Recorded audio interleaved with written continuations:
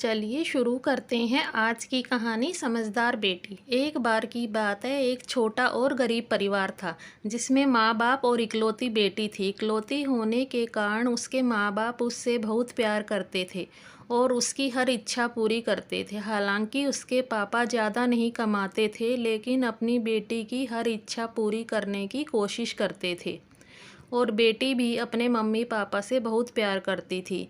एक दिन बेटी ने अपने पापा से कहा, पापा मेरी चप्पल बहुत पुरानी और छोटी हो गई हैं, आप मेरी थोड़ी बड़ी और नई चप्पल लेकर आना।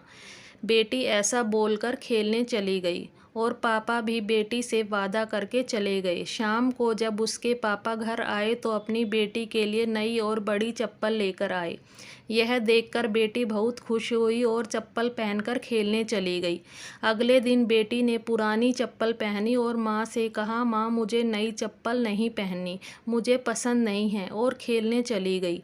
जब उसके पापा घर आए तो माँ ने बताया कि बेटी पुरानी ही चप्पल पहनकर खेलने गई है और बोल रही है कि मुझे नई चप्पल पसंद नहीं है।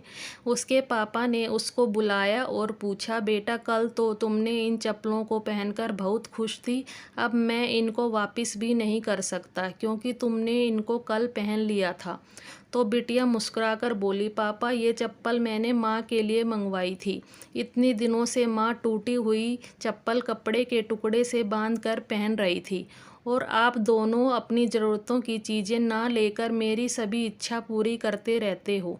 बिटिया का इतना प्यार देखकर माँ बाप दोनों की आँखों में खुशी के आंसू आ गए और दोनों ने अपनी बिटिया को गले से लगा लिया।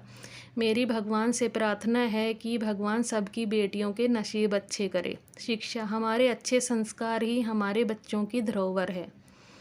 दोस्तों, आपको मेरी कहानी कैसी लगी प्लीज़ कमेंट में बताना। मेरे चैनल को लाइक करें, शेयर करें, सब्सक्राइब करें। Thank you.